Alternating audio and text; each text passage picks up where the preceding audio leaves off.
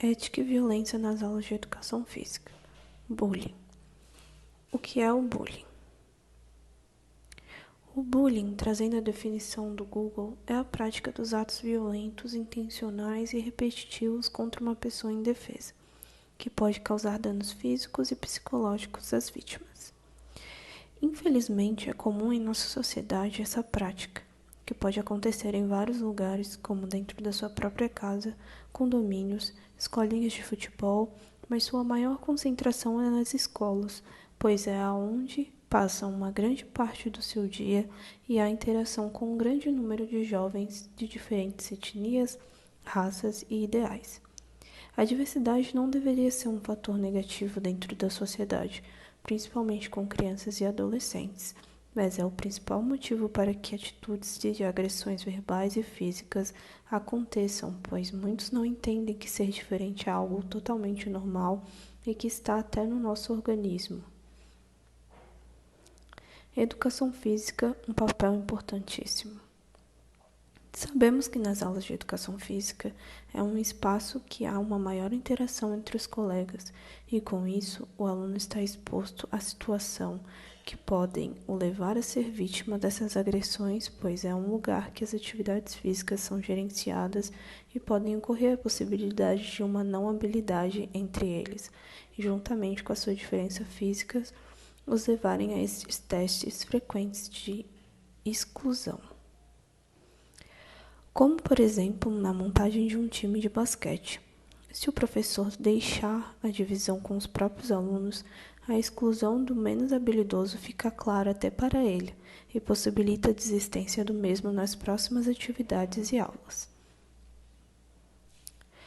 A Lei 13.185, imposta pelo governo da ex-presidente Dilma Rousseff no dia 6 de novembro de 2016, foi composta por 8 artigos, fazendo com que o bullying se tornasse questão política pública para a utilização de campanhas publicitárias e a capacitação dos profissionais de educação física como principais armas de erradiação desta violência. Com isso, levantamos alguns questionamentos especificamente nas aulas de educação física, como, por exemplo, podemos identificar o bullying e utilizar de atividades para que ele não se propague entre os colegas e professores? É responsabilidade apenas dos docentes a luta contra o bullying escolar?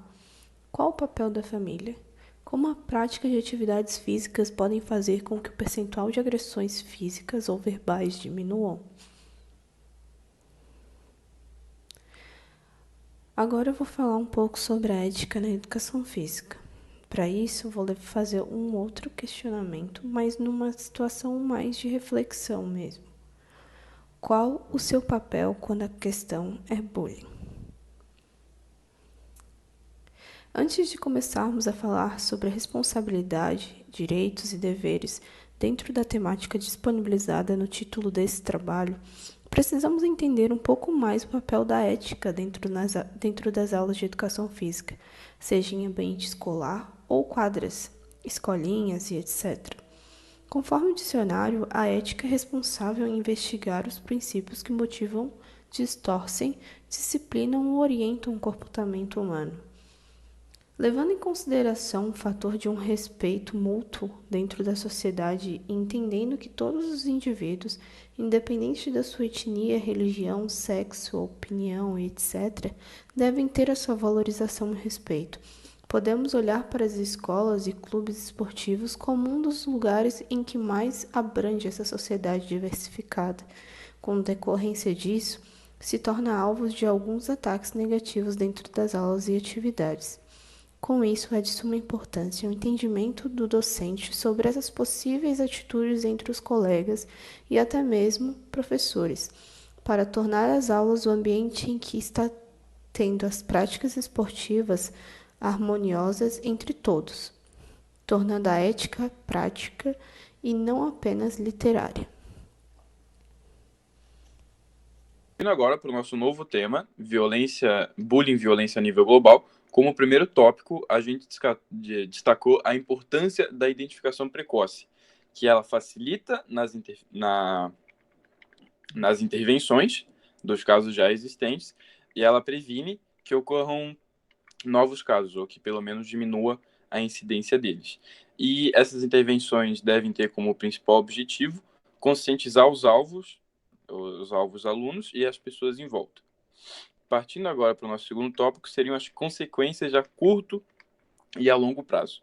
A curto prazo, a gente consegue ver sinais de revolta, agressividade, distorção do aluno sobre a sua própria realidade, sobre o seu corpo, trazendo problemas de autoconfiança, de autoimagem, que podem trazer consequências como a não participação das aulas e também não participação de esportes, atividades físicas, e em casos muito extremos, ela pode ocasionar desistência escolar. E dentro dessa desistência escolar, ela pode trazer consequências para o aluno junto com a família, pois normalmente esses casos de desistência escolar ocorrem quando os alunos recorrem aos pais, mas a criança não sente que os pais realmente estão envolvidos nesse processo e acabam por desistindo da escola. E as consequências podem passar para além da vida escolar, que em vários casos, mesmo após o término da escola, esses sentimentos ruins atrelados à atividade física e à sua própria imagem trazem consequências sociais para o resto da vida, além da possível aquisição de doenças psicoemocionais. Aqui a gente deixou um tópico específico para punição não resolve. Para professores mais tradicionais e pessoas mais tradicionais que acham que a punição resolveria, tem dados que mostram o contrário.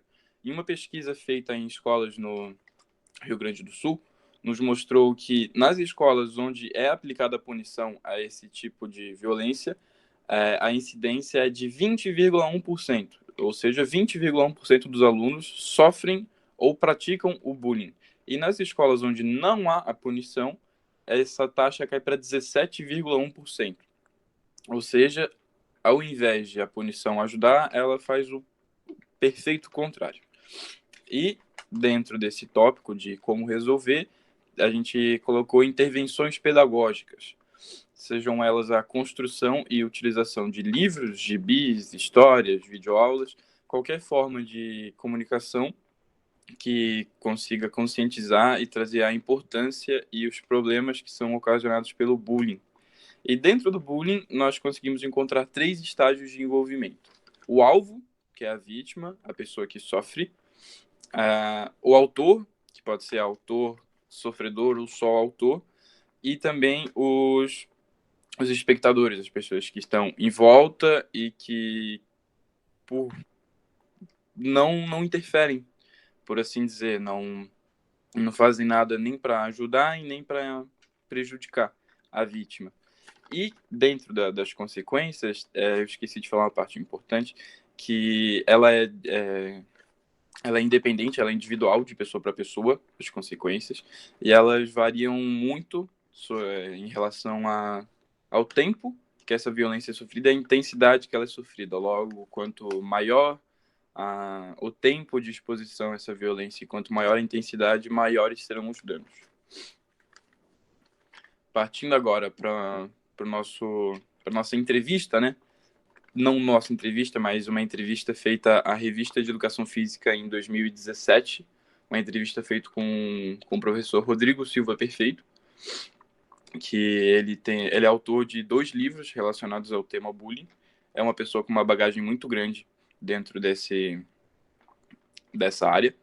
E ele nos alerta sobre o ambiente da educação física, que por ser uma parte de mais descontração, uma parte onde as pessoas estão mais soltos, para assim dizer, os alunos principalmente, é um ambiente muito propício para a prática do bullying. E por ser um ambiente propício para a prática, ele também deveria ser um ambiente propício para a intervenção do bullying, que nem sempre é o que acontece. Por as crianças estarem ali mais expostas, tanto fisicamente quanto socialmente, pois grande parte dos esportes praticados na sala de aula são de forma coletiva, as crianças elas precisam se envolver, o que deixa elas expostas. Outro tópico importantíssimo que o Rodrigo traz é sobre a discriminação. E ele traz para a gente que é, a discriminação significa atribuir características que diferenciem algo. Ou seja, ela é útil, ela é necessária, a discriminação. Pois ele cita o exemplo do futebol, onde é necessária a discriminação, é necessária a diferenciação das pessoas pelas suas características. Uma pessoa que é rápida, que chuta bem, ela vai para o ataque. Uma pessoa que tem um entendimento bom de jogo, de leitura de jogada, de interceptação de passe, de marcação, ela fica mais no meio campo, normalmente. A pessoa que é mais alta, que ela é mais ágil, que ela pula alto, que ela é forte, ela vai para o gol. Ou seja, são necessárias pessoas com características diferentes para o prol do desenvolvimento de um esporte coletivo. E ele destaca para a gente que essa discriminação ela tem que ser feita num ambiente muito bem planejado e de uma forma muito bem executada, para que ela não se torne algo ruim. Pois a discriminação ela se torna ruim quando utiliza dessas características diferentes como forma pejorativa. E uma pergunta que foi feita para o Rodrigo durante a entrevista foi como a educação física pode impedir que o bullying aconteça. E ele destaca que não tem uma fórmula mágica, não tem nenhuma forma que é 100% eficaz de prevenir ou de impedir que isso aconteça, mas ele ressalta para a gente que esse trabalho tem que ser de uma forma conjunta, da parte administrativa, discente e docente das escolas. Bom, partindo então para como agir em situações mais extremas, que também foi perguntado para o professor Rodrigo, ele traz o seguinte, que o principal passo a se dar é tentar, então, identificar primeiramente os sinais que essa pessoa está dando, né? Sobre, principalmente o aluno, sobre questão ali em situações extremas, eles querem dizerem a questão de suicídio, de massacre, que às vezes acontece principalmente nos Estados Unidos, da pessoa ficar conturbada com a situação.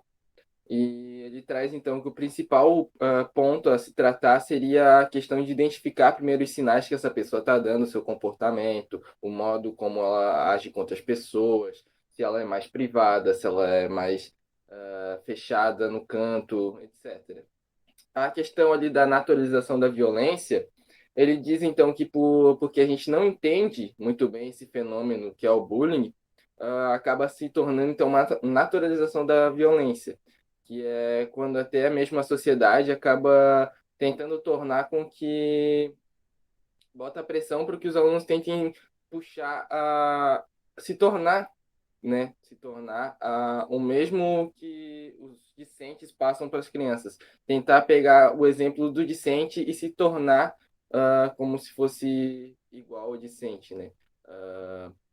Então ele acaba ficando sem um rumo, por assim dizer. Ele não sabe se ele acaba se tornando discente, se ele segue o caminho dele, se ele faz isso, se ele faz aquilo, e acaba mexendo com o psicológico do aluno, né? Então, essa naturalização da violência, até isso afeta ainda mais o surgimento do modo como a pessoa vai agir com o próximo, né? Pode passar, por favor. A questão, então, da conclusão, da importância do professor de educação física, né? Ele traz, então, que o professor de educação física tem que ter em mente que a aula dele é um dos melhores lugares para ele conseguir tratar sobre esse assunto, porque geralmente a aula de educação física é onde os alunos conseguem melhor se expressar, melhor mostrar seus sentimentos, se ele está mais triste, se ele está mais alegre. E com isso, o professor de educação física tende a perceber, ter mais facilidade para perceber como anda como que está a situação daquele aluno, né? Então, ele tem que ter essa capacidade de conseguir perceber e, se caso necessário, agir de algum puxando, chamando para o lado. Então, como é que você está tentando dar uma intervenção, né? A prevenção necessária. Sabemos quão grave que pode chegar a situação do bullying, né? Então, o melhor tentar se fazer é ter o máximo de cuidado possível, tentar sempre ser atencioso, então tentar ser uma aula mais produtiva, então trazer essa questão de reconhecer como que está a pessoa para que não chegue numa situação crítica, né? Numa situação extrema.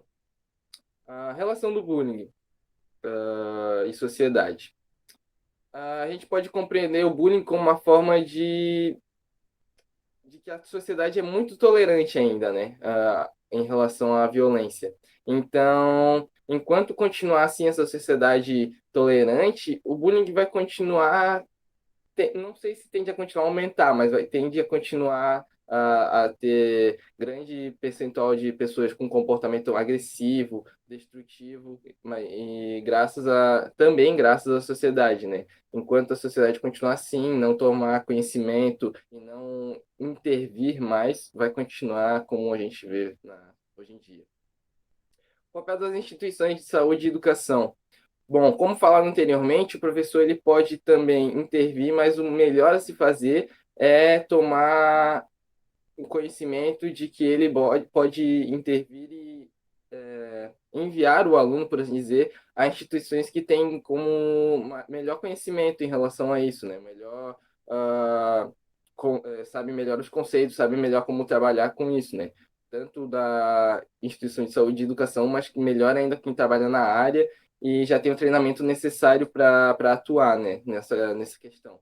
Outras pessoas que têm principal é um principal agente nessa situação seria a família. Então, a família também pode perceber, pode identificar ali, pode melhor intervir e também enviá-lo a melhores profissionais em relação a isso, né? Basicamente, isso, nosso trabalho. Aqui está as nossas referências que a gente utilizou para a produção. E é isso aí. Até a próxima.